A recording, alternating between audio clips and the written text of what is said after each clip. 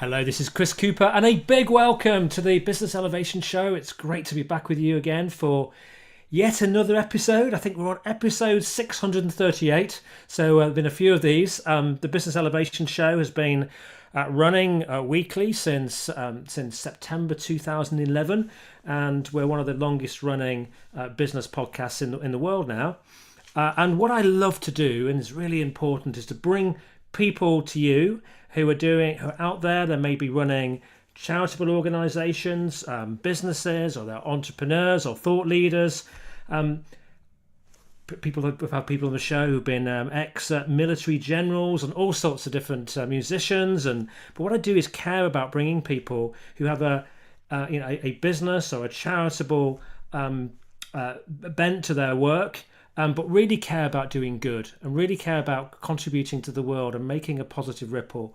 And this feels really important right now, particularly in this world which can feel very divided.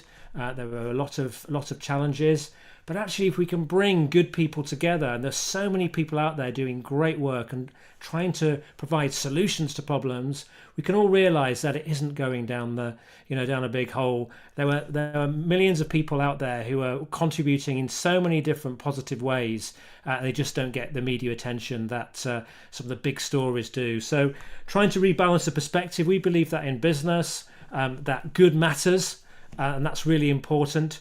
And therefore, the focus of the show is to bring people who are doing really good things out there. People who are really helping the world.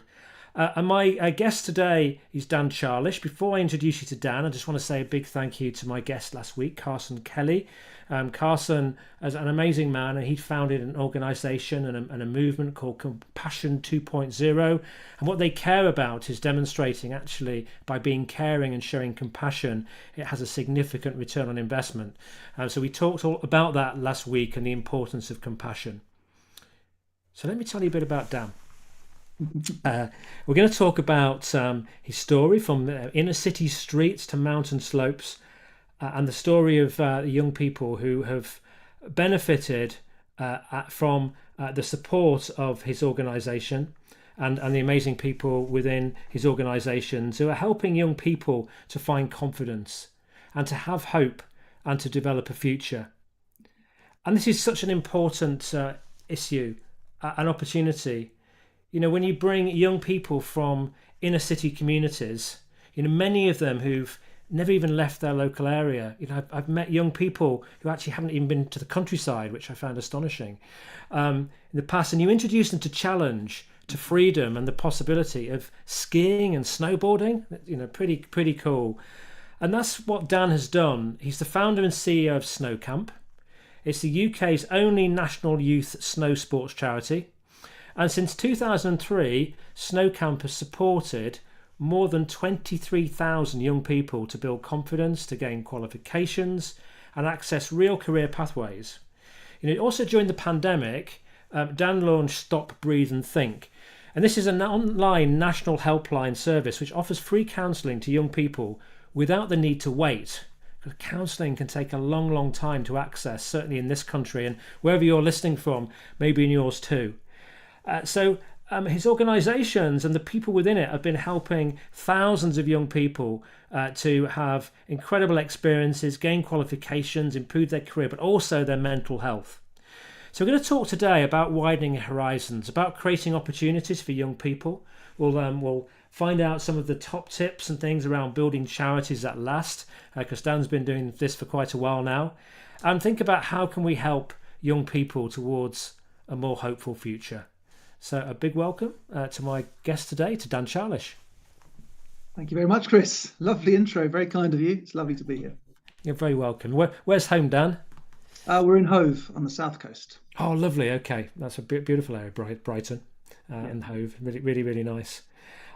So tell me, because you live with your wife and you have children, don't you, down there? And tell me a little bit, before we come on to that, tell me a bit about your life. What was it like growing up?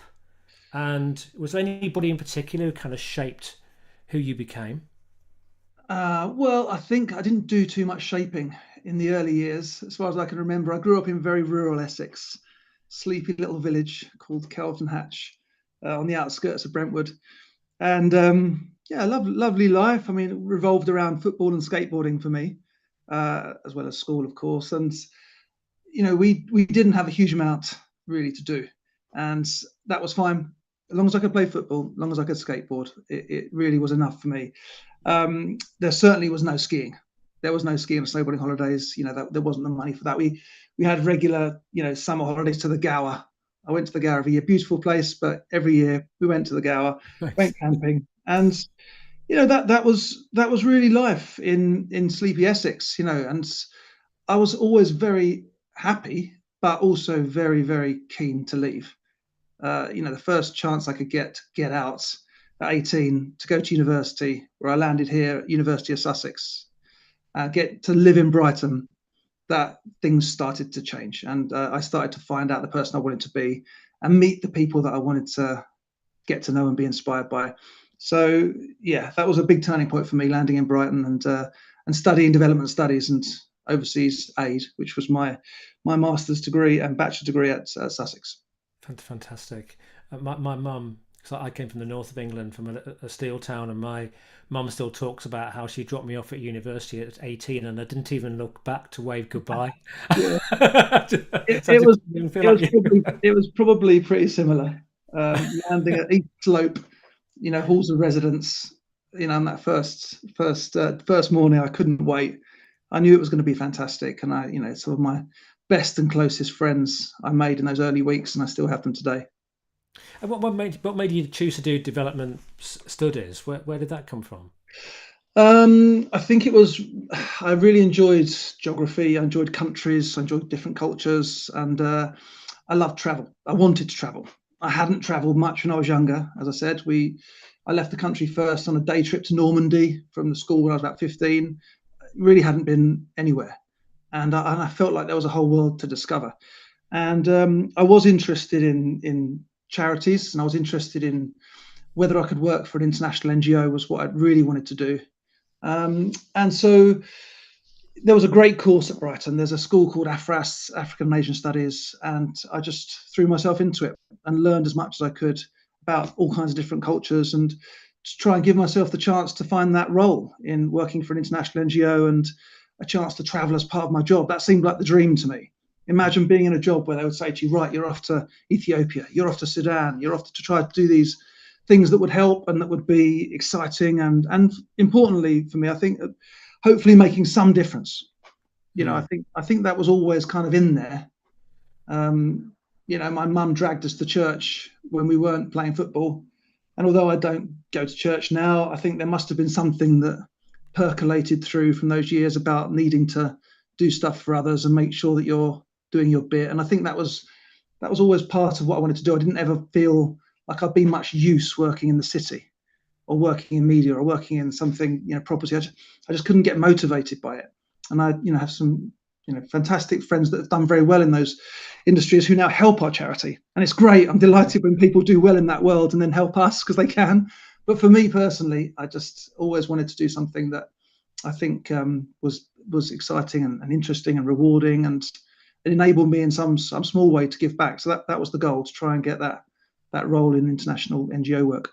And was it when you began to do NGO work? All right, we'll come back to that, because the first organisation you joined, was that Christian Aid.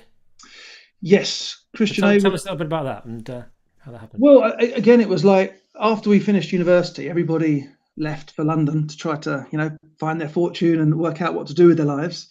And I was with four or five of my friends, and we were living in a flat in East Finchley. And it was very difficult to get jobs in international NGOs, super competitive. So I was trying to find my way in. I ended up calling a lot of them. Christian Aid just said yes. And I just said, I'll volunteer. I'll come for free for as long as you want. Just let me volunteer and let me get some skills that might help. And Christian Aid were the first ones that said, yeah, okay, we've got a spot in the Horn of Africa team, as was. And you can come and volunteer if you want. And, let's see how things go. And I volunteered for about 4 months in that team, just waiting for an opportunity for there to be a job, thinking that if a job comes up, they're going to know who I am and I'm going to have a better chance and I might be able to sort of actually get a paid role here. And that's how it turned out. There was a administrative assistant role in the Horn of Africa team, came up. I went for it. I got it. and suddenly had the chance to, at least have a paid role within the organization. But for me, I wanted to be a program manager. The people in that organization were so inspiring to me. The people at the Horn of Africa team were this first team of people that I'd seen working so effectively. And it was so inspiring to see how passionate they were about their jobs. Every day we'd come in and they would just be talking about what's going on in Sudan or Ethiopia or Kenya or Somalia or Eritrea, what the different partners we were working with were doing and how we were helping them and what appeals we had running and where there were challenges and where we were overcoming things. I just loved it. It was such a dynamic environment, but with passion at the heart of it amongst all those people there. And I just wanted to be one of them. I wanted to be a program manager, and I wanted to try to find a way to, be responsible for looking after a country and the support that Christian Aid was giving to it. So, in the end, Christian Aid Week happened, as it happens every year, and it was focusing on Ethiopia. I remember I bought myself a plane ticket, took 2 weeks of holiday, and I took 2 weeks holiday in Ethiopia on my own around Christian Aid Week. And then I said, which was focusing on Ethiopia that year. And I said to my boss, look, I'm out there anyway. If you need any help with anything, I'll be there, happy to help. She went, no, there's nothing, you're all fine. But if you want to go, that's fine. So I said, fine. So I just went out on my own and was in the area in Addis Ababa. And then suddenly a call came in, this partner needs this support, or perhaps you could go and get some photos of this, or could you do a talk from here to the BBC? They're looking for some news piece about Ethiopia. And slowly that holiday turned into my first 2 weeks of work. And then when I came back, I was able to say, well, I've done an overseas trip now, so I'm ready for what's next. So, a lot of different ways to get to the goal, but in the end, spent 7 wonderful years there as a program manager working in that region of Africa. And how did you mentioned that you'd not travelled much when you went to university? So yeah, how did that experience of going to the Horn of Africa and to Ethiopia, how did that change you? Yeah, well, that's when the shaping you mentioned did happen, because the Essex boy was left behind, and that was an amazing 7 years to be sent off to different countries to help with relief work, to help with post-disaster work. You see a lot very quickly, and for a young man, it's both overwhelming and motivating as well. You really feel like, well, I'm doing something here that might help, and you want to be part of something, and you want to see change, and you want to make things a little bit better. And I think those 7 years were sort of fundamental in everything that followed. I remember once going to Sudan for 4 weeks for a relief program right in the heart of southern Sudan, absolutely miles from anywhere, dropped off by an Antonov, and coordinating a relief program for 4 to 6 weeks just on my own.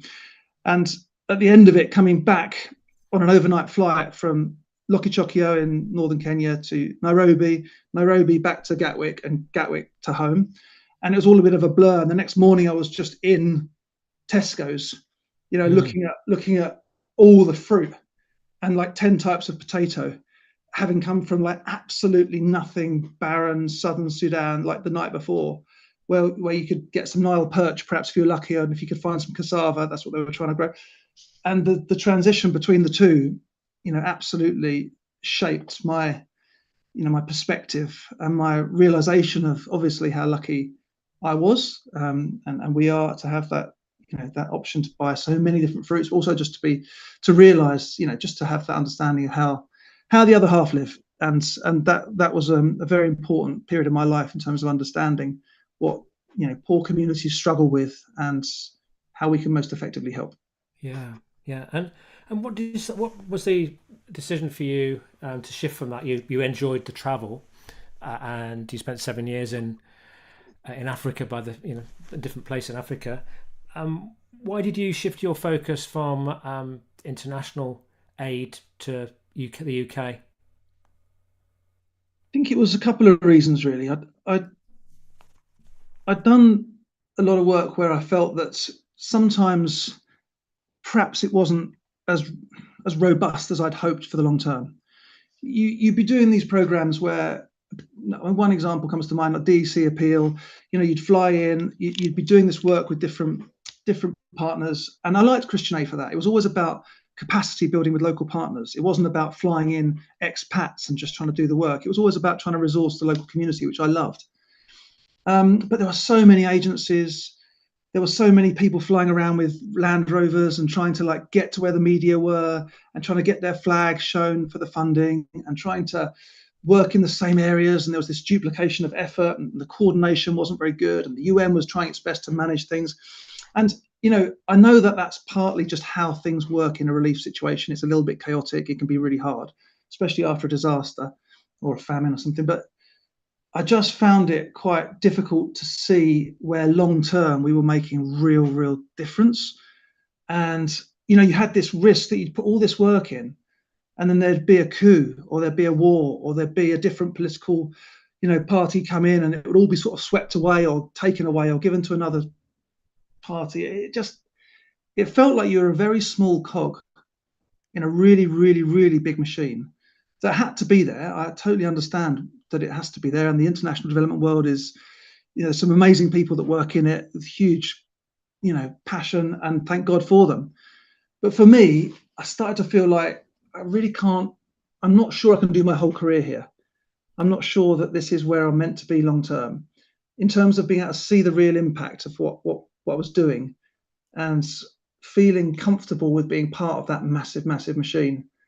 And I was being asked to be to step up to be a manager and to play a more managerial role and do less travel, which I didn't really like the thought of.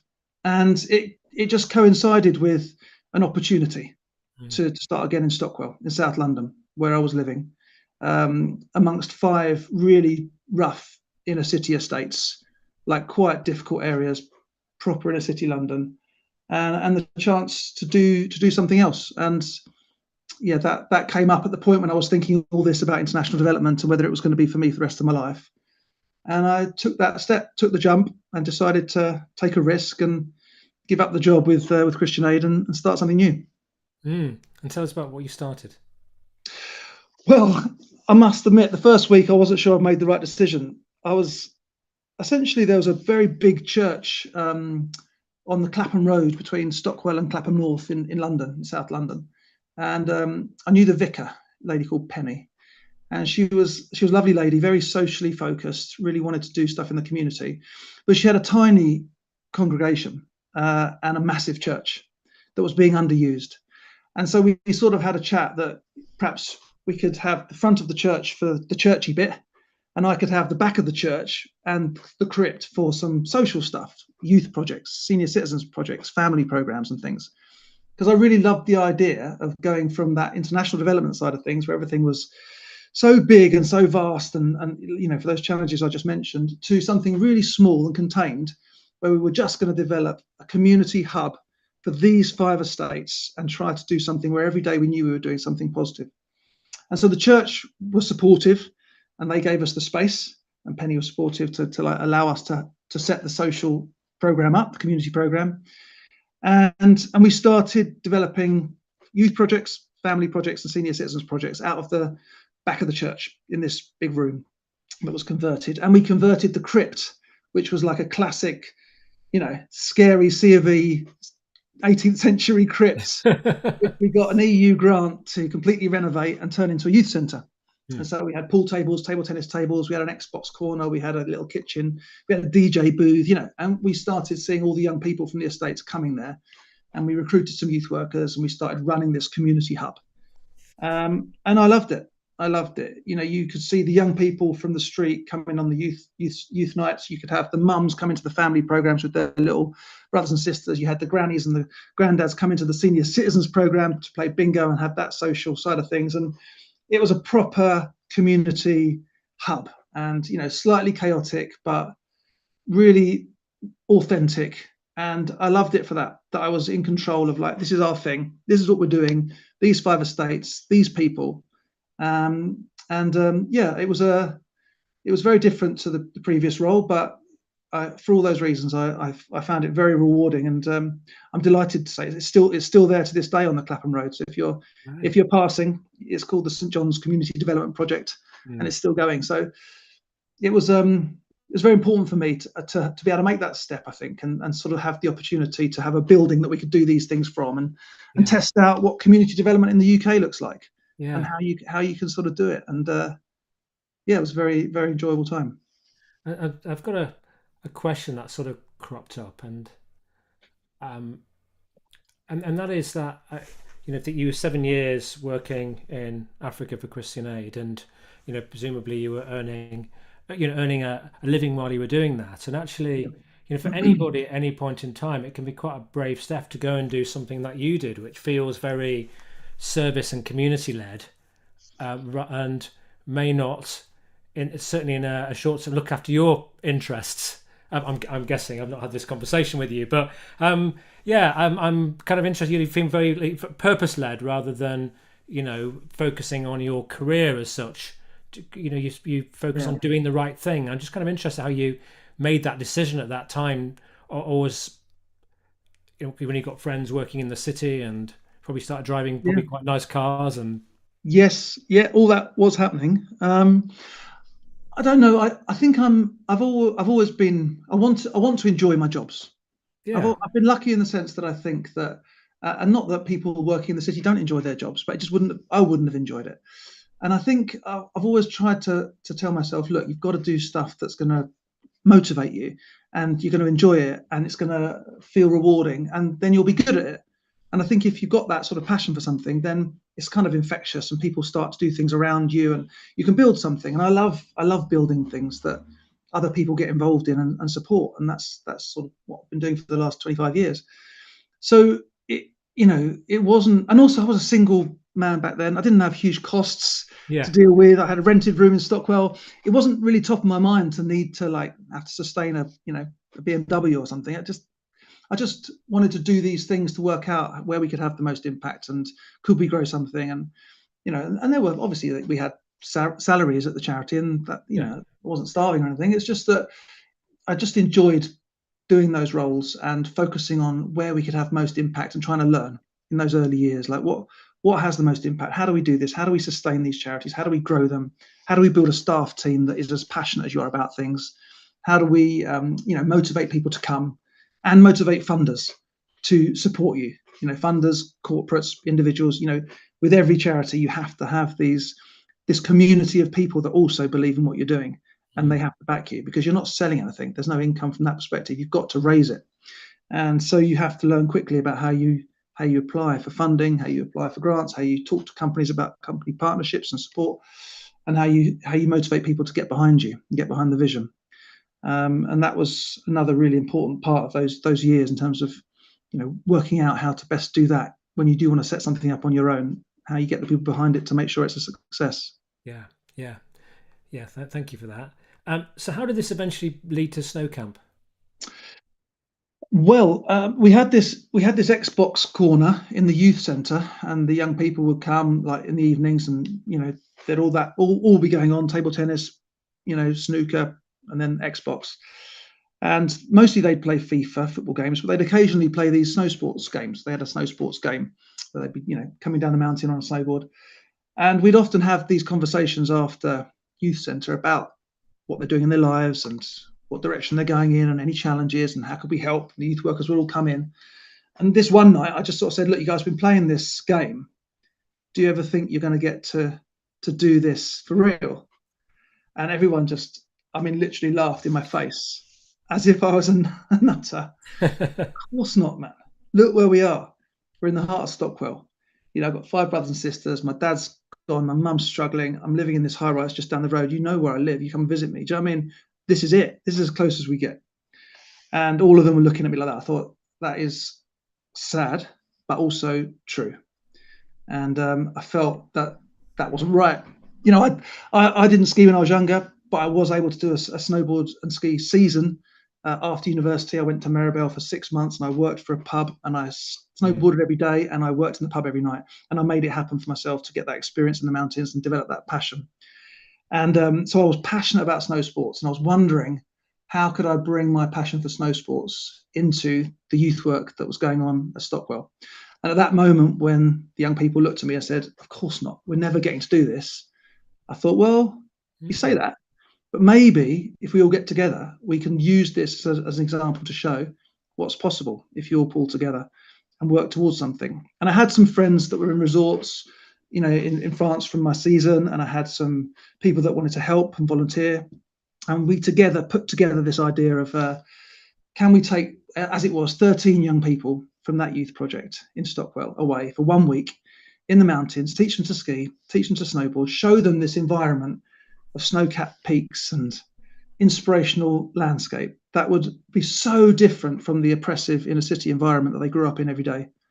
And let's see what the impact would be of teaching them to ski and snowboard, doing some life skills, helping them realize they had more potential than they perhaps ever thought possible through this sport. And it was just a pilot. We just tried it for 1 week in 2003. We raised about £2,500 to do it, and we delivered it.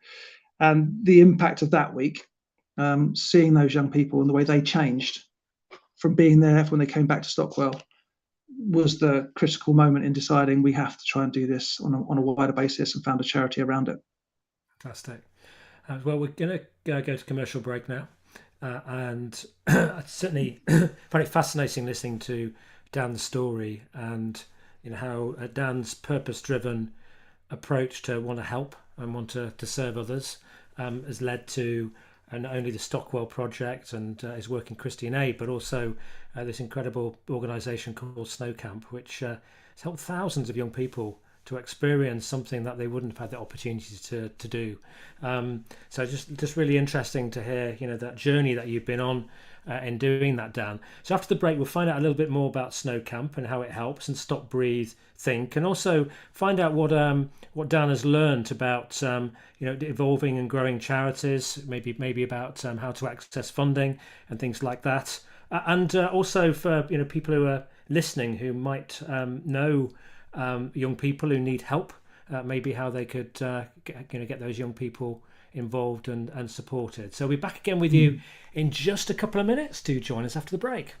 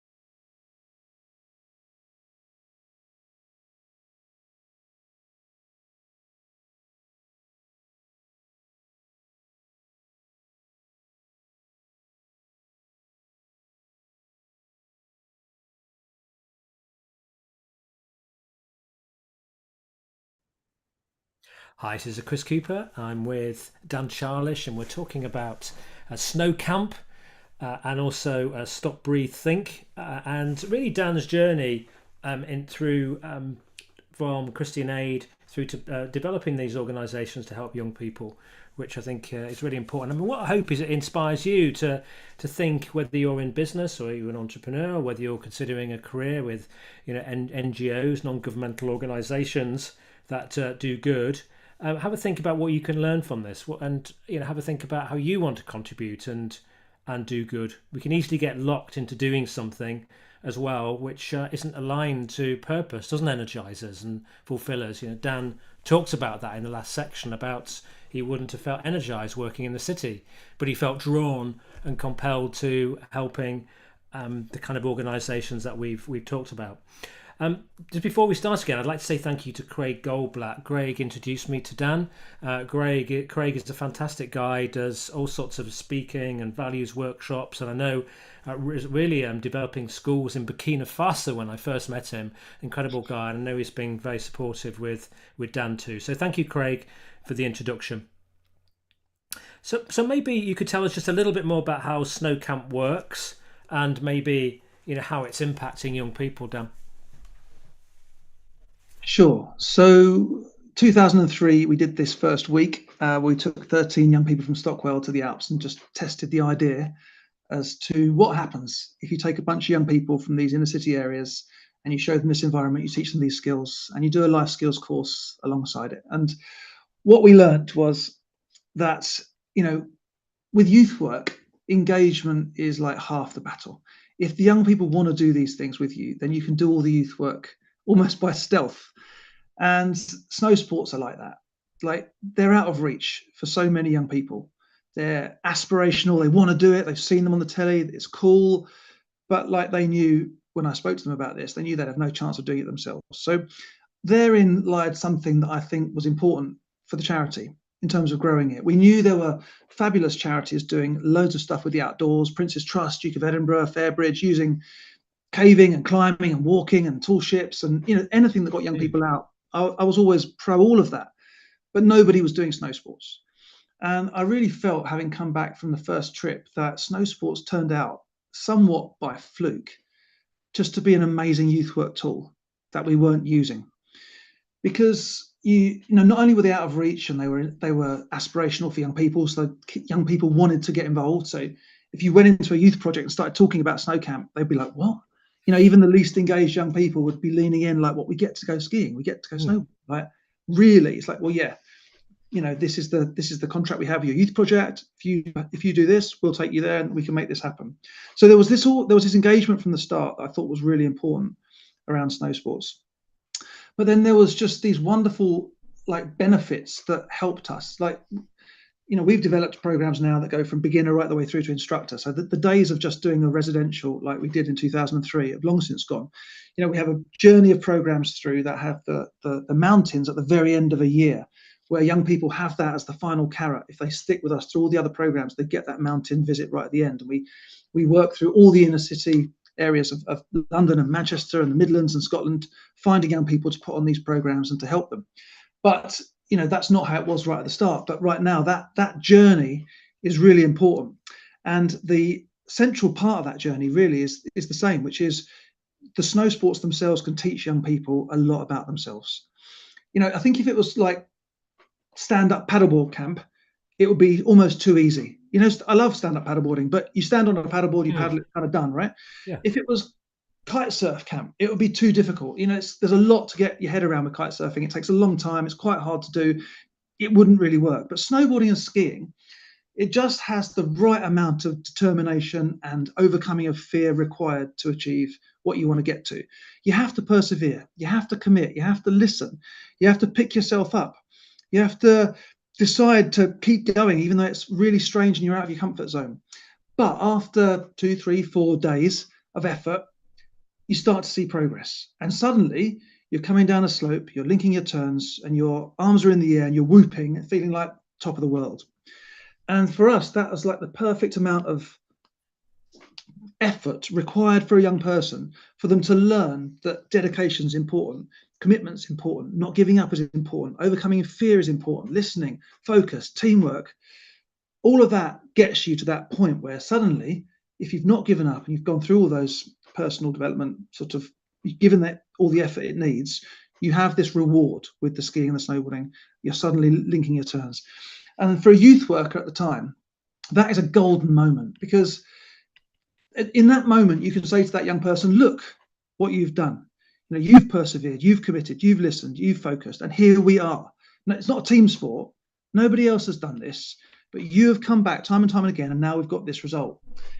And if you can achieve this in a sport you never thought you could do 6 weeks ago, what else can you do in your life with a similar amount of focus and dedication and commitment and belief?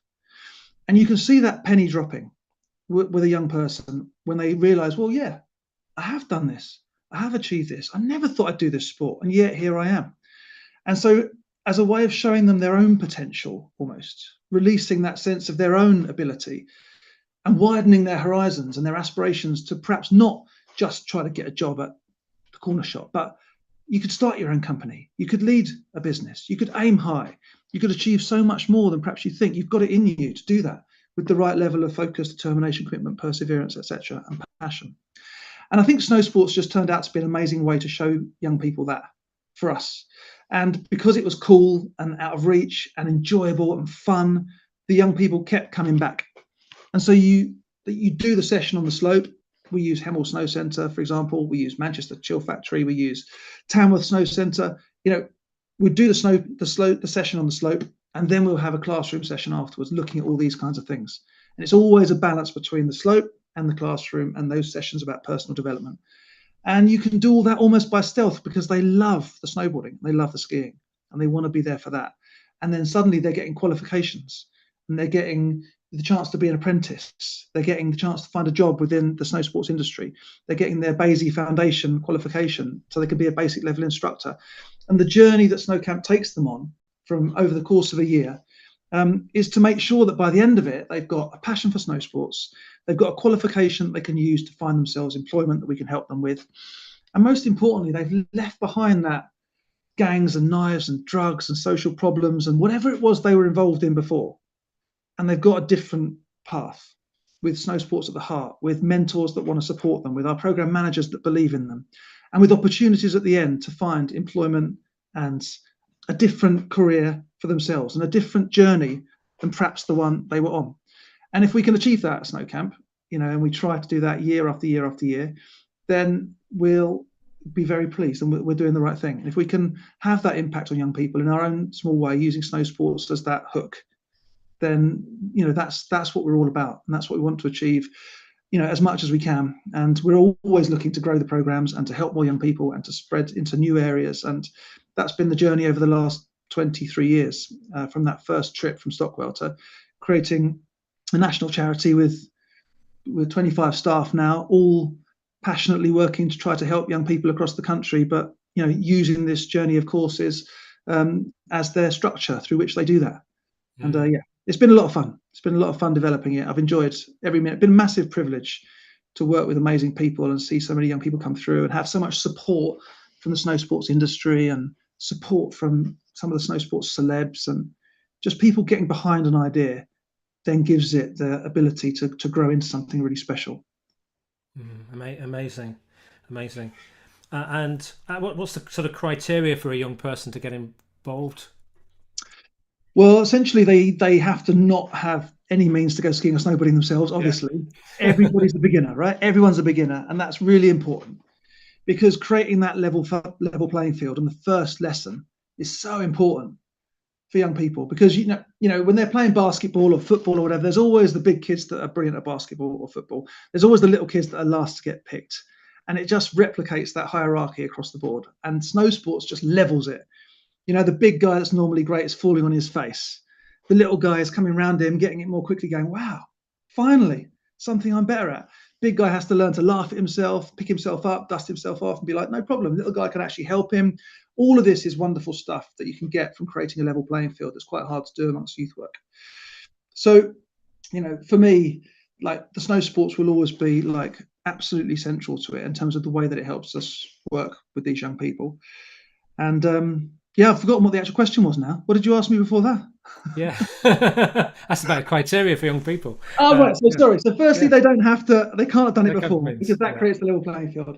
But secondly, we work with 13 to 21 year olds. Obviously, they have to be part of an inner city youth project. So we've always worked through youth projects because I understand youth projects. I think that if you're trying to work with a demographic of young people that are, the bottom 20%, you are going to find most of them at youth projects that we have across the country. Because frankly, in many cases, and youth projects, there's some amazing youth workers doing the best possible work. But if young people have money, they'd probably be somewhere else. But youth projects are there, and they sweep up those that need that support. And so for us, it's a great place to go to find young people that we really want to be working with, that are finding themselves in challenging conditions or living in difficult situations. So youth project, and also the benefit of a youth project is there'll be a youth worker, and then we can work with the youth worker directly to say, well, look, this is how snow camp works. We'll come and do a presentation to the youth club.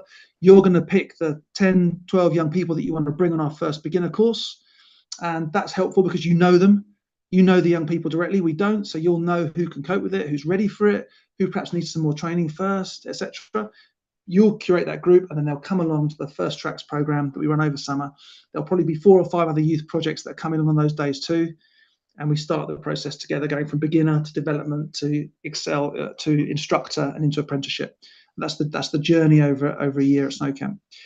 And so I think from our perspective, working with youth clubs has been really helpful in the sense that you can find the right young people.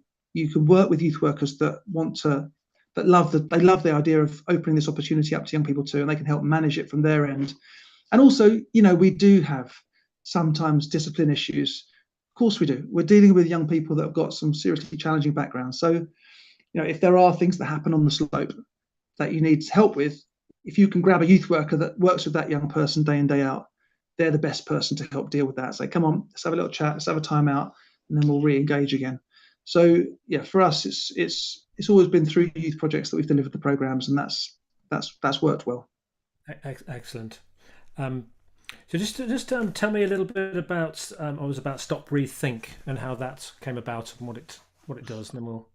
Okay, well, I mean, we all remember COVID, strange time, but for us it was particularly bad because we're like the least socially distanced charity you can imagine. So from Snow Camp's point of view, we get these young people from inner cities, we put them on coaches, we drive them to indoor centres. We're doing the work in an indoor slope. Then we're in a classroom afterwards. Then we're back on a coach back home. I mean, everything had to stop. Everything had to stop. There was no feasible way Snow Camp programs could operate in lockdown at all. And so I was left with a situation with some wonderful staff teams up and down the country with nothing to do. We did some online things with the young people, and we tried to sort of keep them motivated and engaged. But I was thinking, well, what can we really do here? There were 2 choices. There was furlough. So you remember, like the government was offering 80% of every salary that you couldn't deliver, and we would totally legitimately be able to claim that, or there was figure out something else to do. And I was so worried that we've spent at that point March 2020, so Snow Camp was like 18 years old, and we'd got the staff team of about 24 people, and I was thinking, well, if we literally furlough everybody, the first time there's a proper youth challenge, a youth pandemic, a crisis, what does that really say about who we really are? And what kind of charity am I going to come back to after we've watched Netflix for 18 months or whatever, And I was just really nervous that we would lose all the values and the goodwill and the passion that we had as a group of youth workers, essentially trying to deliver something for young people. And I also felt like there was a lot of talent in the room. We'd been working together for a long time, and I could see that we could surely play some useful role. There's a lot of people in the room that are very passionate, experienced about working with young people. And here we were with a crisis ahead of us that perhaps we could do something that would actually be able to contribute. So furlough was ignored, despite the financial security of it. And we talked to some of our funders, and we said, look, we can't deliver Snow Camp programs. But one thing that we have been doing, and we were doing quite early on, was having a lot of calls from young people saying, I've got to talk to somebody. I'm locked down in this inner city estate. Everyone's been on the street forever. And now my 3 brothers and sisters are back. My mum's back. My dad's back. It's like a cauldron. It's going crazy in here. I'm going to throw myself off this terrace unless I get to talk to somebody. And there was a lot of this going on where, everybody's experience of lockdown was very different, right? Mm-hmm. I'm very lucky here in lovely Hove. It was a very different thing for me to being in an inner city flat, 2 bedrooms, 5 brothers and sisters, mum and dad at each other the whole time, and you're locked down, right? So we started paying our counsellors. We had some counsellors working with us anyway on Snow Camp, paying them to beam in to talk to young people when they needed someone to talk to. We were all discovering Zoom at that time. Do you remember? I'd never heard of Zoom. Suddenly everyone's on Zoom parties, Zoom everything, right? So we started using Zoom to beam our counsellors into the inner city estates to talk to young people. And demand went quickly through the roof. Word got out that you could talk to somebody, that you could get support. It was free, and it spread very quickly. And we realized that actually the reason it spread was because there was no way that anybody could get any support any other way easily. We were trying to find support through the NHS for our young people. We were trying to find support through CAMS. And we were getting told, well, there's just nothing here. It's like a 2-year waiting list minimum to speak to anybody for counselling. 2 years. I was like, this is a disgrace. Like, here we are with all these young people desperate to speak to somebody, none of them with any money to do it privately. They couldn't pay counsellors. They just needed to talk to someone. Mm. And we thought, well, okay, maybe we could reallocate some of the funding from snow camp funders and actually invest in this idea of getting counselling to young people when they need it, like within a week of when they ask. And so we had some great funders, and they were very supportive. They said, look, if you can't spend the money on snow camp, we'd be delighted if you could do something else with it that was positive. We told them this idea. They said yes, and within a few months we'd launched Stop.Breathe.Think, and they had a website that was all live, and it essentially said to young people, look, if you want to talk, there's someone here to talk to. And it's not scary counselling sitting in a room opposite somebody. It's on a screen, on your terms, with someone that can help. And that was just a real joy to kind of develop with the team from Snow Camp. And everybody in Snow Camp then got behind the project, because we had comms people helping on the comms. We had youth work program managers helping get the word out to the young people. We had finance people helping us set it all up financially. We had the ops people helping with the ops, and everyone just used their talents to focus on a new project that actually I thought at the time might just be like a COVID kind of project. Maybe we could just look back and say, well, our COVID story was positive. We tried to do this thing. We beamed a load of counsellors into young people, and we tried our best to help at a time when we didn't shut the doors, essentially. But by the time Snow Camp came back online, which was July 2021, we'd had 3,000 young people go through Stop, Breathe, Think. And the feedback was so positive about how important it is to have someone to talk to when you need to talk to them, not in 2 years' time when you've descended into a crisis. And doing it online as opposed to in some scary room opposite somebody where you have to go for a referral and get the stigma of going into an institution and all the things that the barriers that just stop young people seeking help. We thought, well, maybe we've got something here that could actually fill a gap and play a useful role in the mental health landscape for young people.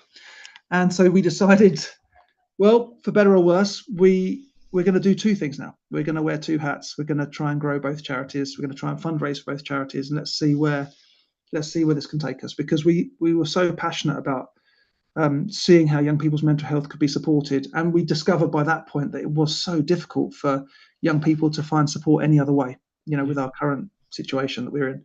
So that's how Stop, Breathe, Think came about and became its own charity independently. And the staff, we split the staff depending on where they sort of wanted to focus, and we recruited a whole load more counsellors. We have 24 counsellors currently working for us, and we now work out of the same office. One floor Stop, Breathe, Think, the next floor Snow Camp. And my role is, I have two hats, and some days I'm talking about Snow Camp, and some days I'm talking about Stop, Breathe, Think. And I love the fact that I've got two avenues to talk to people about how they might like to help, because not everybody likes, innovative mental health support that's online and helping young people. They like direct youth work with sport involved, so that they might prefer Snow Camp. But there's people that can help with both. And now to be able to talk about both charities, I think it's great. One feels more like a startup in Stop, Breathe, Think, and actually very scalable, because it's all digital. The other feels much more mature, and it's about trying to ensure that Snow Camp is around for the next 25 years and the programs continue to deliver the quality that we've done so far. But yeah, I enjoy running both, and I enjoy having two hats and helping people get behind whichever one they feel most motivated. And I'm just sort of mindful we've only got a few minutes left till the end of interview. So this is the Business Elevation Show, and what have you experienced in terms of business getting involved with Snow Camp or Stop, Breathe, Think, or both, in terms of the benefits to them and their staff and. The benefits to businesses. Yeah, why you know, Yeah. why should they get involved? Well, I just think, if you are a business and you've got a good CSR policy and you've got a good charity partner, it adds so much to what you're offering your employees. Mm. We've just come back from our Three Valley Rally event in Val Thorens, which had 20 corporate partners supporting Wow. us and having an amazing time skiing 6 snow sports events and raising money. But ultimately, it's about their staff realizing this is what the business is about. We're out here doing something good for young people. We're having a great time, but we're helping and we're raising money. And I think companies these days have to have this kind of these values to show their staff what they're really about. And we're always delighted when companies want to support us, whether it's Stop.Breathe.Think or Snow Camp. And we always come up with bespoke partnerships depending on what works best for them, because there is no one size fits all. But the main thing is that the company feels a genuine investment in what they're doing with you. It's not a tick box exercise. And so that can come in lots of different ways, but mainly it's about talking to them, saying, look, what are you looking for here with your charity partnership? Do you want us to bring some young people in? Would you like to come and see the programs? Do you want to come on some events with us? Would you like us to kind of like work together on something else? There's so many things that have helped us over the years where companies have stepped up and just said, we'd like to help in this way. Is that of use to you? And of course it often is. And so they're always bespoke. I think it adds so much value to your employees and to your corporate values if you have got a really good CSR partnership that's authentic and not a tick box exercise. And we're certainly delighted when we have approaches from new CEOs that want to expand their CSR and their corporate social responsibility and work with us. So yeah, anybody out there, please do get in touch. Excellent.